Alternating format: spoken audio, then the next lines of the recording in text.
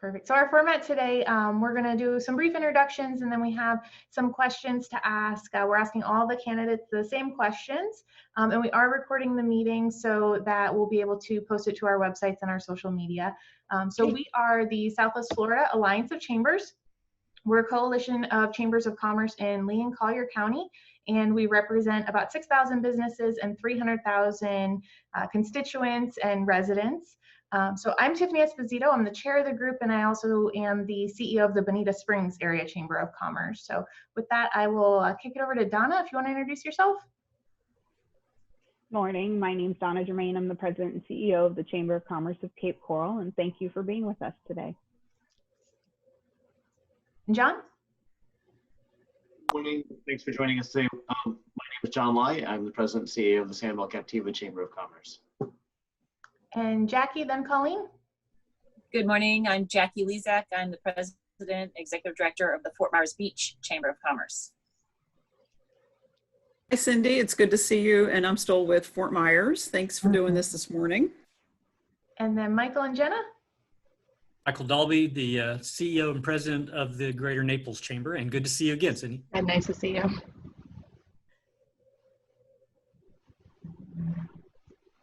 There's Jenna. Hi, Cindy. Jenna Vasaka Forrester, Director of Government Relations at the Greater Naples Chamber.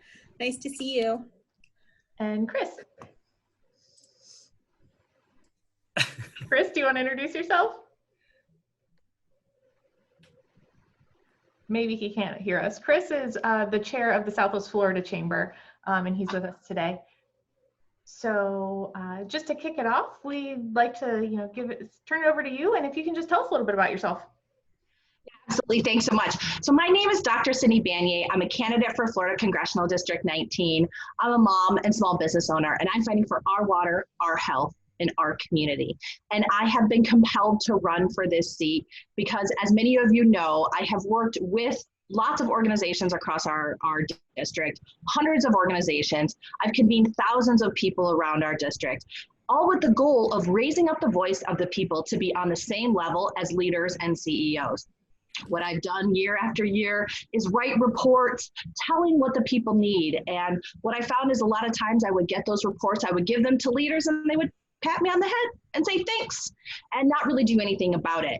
And what I really realized is that if we wanted change in this community and we wanted people's voices to be heard, they needed leaders that were ready and willing to listen. So I'm working to be the servant leader that Southwest Florida deserves, to listen, to convene, and to actually take in consideration and meet the people of Southwest Florida where they are, to work for them in Washington, D.C. So as some of you had said, we've worked together. So this is not a surprise for many of you because we've actually worked in this space together. But I have run my own business. My small business is helping nonprofits typically become more efficient and effective. I'm an evaluator and a community organizer by practice, community development specialist by practice. I'm part-time faculty at Florida Gulf Coast University in the Department of Political Science and Public Administration. I worked there for the past 6 years teaching government and global studies. And so I work a lot in the area of systemic change and teaching the next generation about the biggest issues in our world, and then helping them to think critically on what their role is going to be in making a change in those areas. And I told you I have 3 children who are hopefully not going to bash down the door during this interview, but they are ages 3, 7, and 10. We have been home isolated since March 14th. And that is mostly because of my youngest daughter. So my youngest daughter spent the first 2 years of her life in and out of the hospital with a rare blood disease. And while she was fighting for her life, I was fighting the insurance companies. And no parent, no person in the United States should be worrying about medical bankruptcy because of out of control costs while they're trying to save their child or anyone that they love's life. And so that's really that's the personal side that's compelled me to run here, is that I bring this story of necessity around healthcare improvements. And I'm sitting here running my campaign. I haven't left my house but by car in the last 3 months to keep her safe because she's in that vulnerable population. And so that's a little bit about me. I'm sure I'm going to be able to tell a lot more stories. But if you can't tell, I'm very passionate about our community, and I'm very ready and willing to work to make a Southwest Florida where the sun shines on everyone. Awesome, thank you. You touched on this a little bit, but if you want to elaborate, what prompted you to run for office? Yeah, so I tell, there's, like I said, it's kind of a twofold for me. So I am the most committed and qualified person to lead Southwest Florida's Congressional District 19. And that has a lot to do with the fact that I have worked in this space with convening people. The U.S. House of Representatives are designed to be the closest voice of the people in Washington, D.C. So I think it's really important to have representatives that are working in that space. So I didn't think we had one. We had a representative here. Our outgoing incumbent had not held a town hall meeting or a public meeting for almost the entire past 2 years of his term. And that was a really big disappointment for somebody like me who wants to be able to interact and bring that voice out to our leaders. So I was compelled to work in that space, and I was just getting very disillusioned with how things were working. There just seemed to be a lot of, okay, this is the status quo, and we want to make change, but we really don't know. And as I was working in that space, in the very technocratic space of convening and community organizing and researching and reporting, I realized that the stopgap was always at leadership. The people's will stopped at how far they were willing to go. And so that's why I decided to throw in, because I wanted to be a leader that was that kind of flexible voice for the people, to listen to them, to be able to make policy around that. I really truly believe that my qualifications in this space are just, exemplary, really set me apart. Not only am I a faculty, but I've literally published books on community governance and how to localize policy structure, peer-reviewed journal articles. I've actually written a peer-reviewed journal article about how we can work better together here in Southwest Florida through our community capacity building with the Future Makers Coalition. That was one of the very first things that we did very early on in the beginning of that work. And so I'm compelled by that body of work to bring that technical expertise in a space where I haven't seen it in a very long time. Thank you. Again, you're a little bit ahead of us. So our next question is talking about, obviously, your qualifications. Can you talk about what makes you qualified to represent specifically the business community? Well, I'm a business owner myself. I'm a member of the Greater Fort Myers Chamber of Commerce and have been for, about 2 years, but I'm a small business owner. So, I'm one of those, 80% of people who are sole proprietors in the small business space. We know that 91% of our businesses in Southwest Florida are micro businesses, 20 full-time employees or less. So this is a space where I really think that, between my work, helping research and bringing out the voice of our workforce overall, but being a small business owner can really help to relate to the business community, to understand the kinds of interventions that are necessary in terms of policy and funding, and to make sure that we're doing economic development in the right way. So, we love these big guys, right? When they come in, the big woohoo, we bring them in, they move their headquarters here, and we're promised jobs. But you know what? That doesn't always work. But you know who's always here in our community? The little guys, these small businesses. We are behind the scenes plugging and chugging at what needs to be done every single day. And we've talked about this extensively in some of the regional work that we've done here, is how there's just not always enough. There's not enough for entrepreneurs and startup. There's not enough capital in that space. There's not enough to get our graduating FGCU students the capacity to be able to step into that entrepreneur space in order to retain them in our region.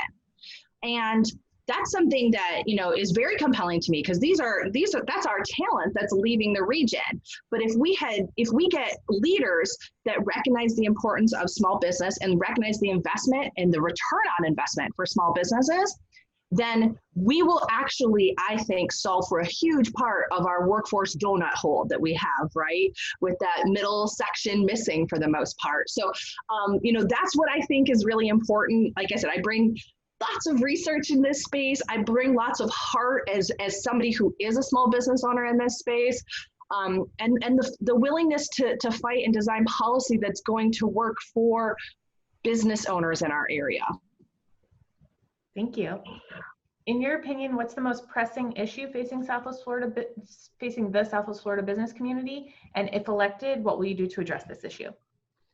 You know what, this answer has changed a heck of a lot recently, hasn't it? My first answer used to be water. Of course, water. We need to make sure that we have the right research so we don't have that resurgence of the red tide and the blue-green algae that so affected our small businesses, especially in our coastal communities, right? You know, and that's still part of my plan, absolutely still part of my plan, making sure that we have the right research, that we're continuing to fund the water school, that we know what's causing it and how we can mitigate it, and that we're also thinking about the business protection when it comes to these events, right? So that used to be the first answer, but now it's going to be economic recovery. It's going to be economic recovery. We're looking at, you know, some pretty significant shifts in how our economy is going to have to work, depending on the length of our pandemic, depending on the changes in, you know, as a result of the civil unrest around our country. I know for a fact that at the beginning of the 117th Congress, come January, that we're going to be needing to do some sort of major fiscal stimulus plan. That is absolutely going to have to happen. It may in part happen before, but my feeling is that we're going to be dealing with this first and foremost at the beginning of next year. So what I want to bring to the table in terms of that discussion is making sure that we have first those investments in small businesses to make sure that small businesses can start, restart, or continue to do their business and retain their employees, but also looking at ways that we can really restart the economy that's going to have magnifying effects. So making sure that we have, you know, infrastructure investments as well. So that's going to be a big deal in that next stimulus plan that I think is going to be important. I'll let you know too that I have a background. I do have a minor in economics, and so I always have the micro and the macroeconomics. That's kind of a very strange space for somebody to be in, but it really is me. I always go from the community up to the national and the global level. But that's important that we have thinkers like that in this space so that we can design that big policy, but make sure it actually has the effects on the ground. And I'm always going to be looking at that when we design policy, especially around fiscal policy and fiscal stimulation, like we're going to need coming up in the 117th Congress. Thank you. So our economy is heavily dependent on leisure and hospitality. If elected, what would you do to encourage economic diversification in this region? Isn't that the $100 million question, right? I know that we've been working on this for a long time. Honestly, for me, the answer is small business development. I hate to kind of keep banging that drum, but it really is, because I think that we absolutely need the big guys, but we need the little guys, and we know the little guys fill in the spaces in between.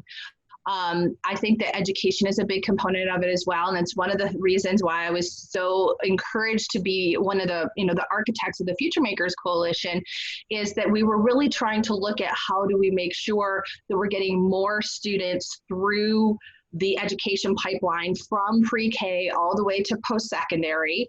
And a piece of work that I worked on specifically was looking at that alignment piece at the end. Oh my gosh, did we have a heck of a lot of misalignment with our post-secondary education, right?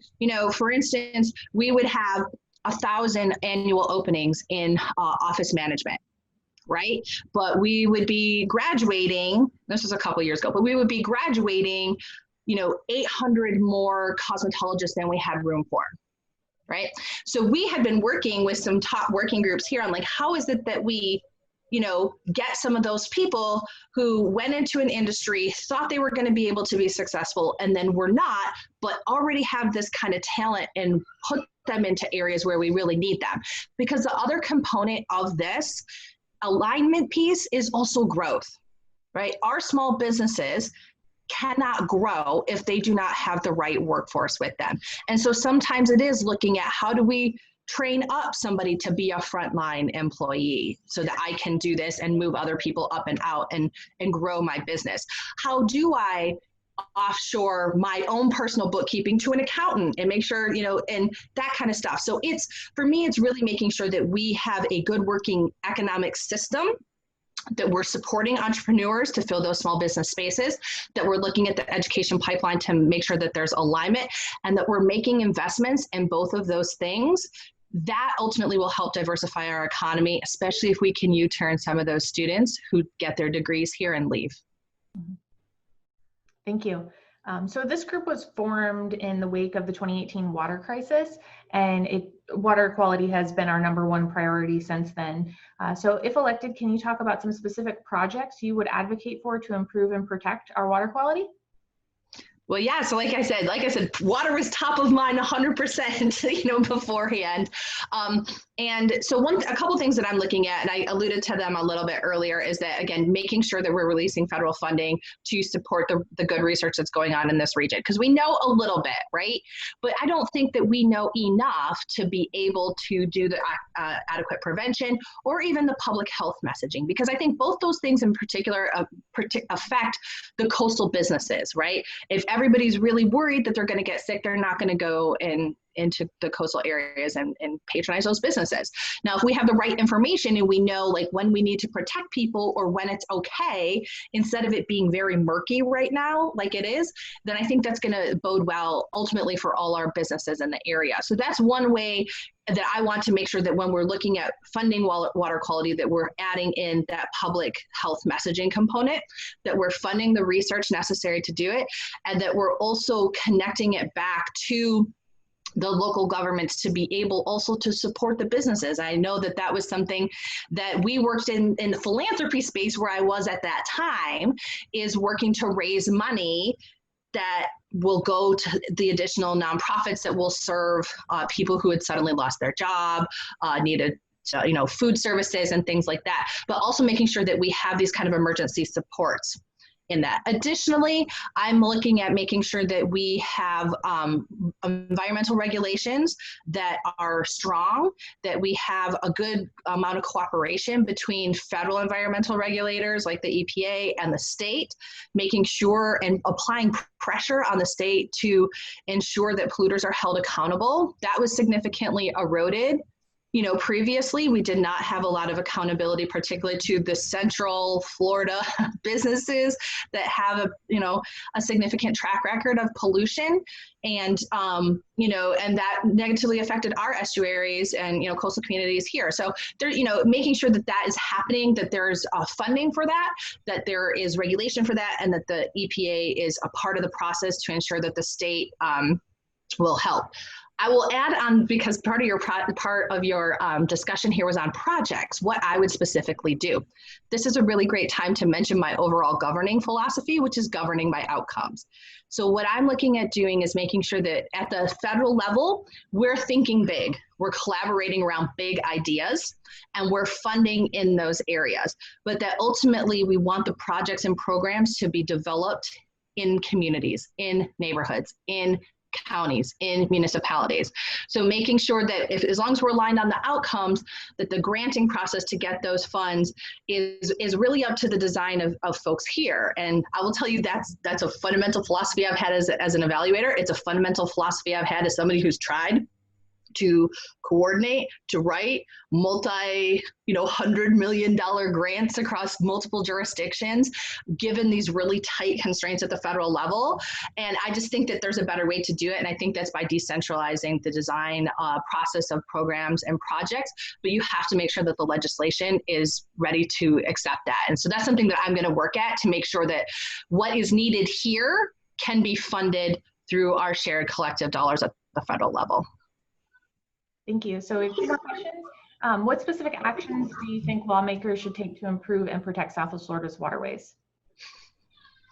Well, this is all about this, but yes. So this is where I talk a lot too about being a legislator, and somebody who can influence policy in other ways.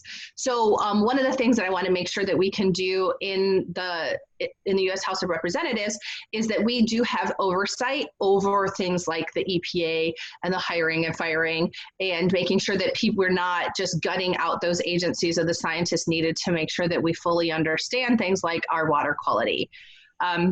That's going to be an important, so that oversight role in Congress is going to be important, I think, because that's where I think we've lost some ground, especially in terms of our environmental regulations, is as there's been decisions in terms of who's going into leadership or who's not going into leadership or what positions are being left vacant.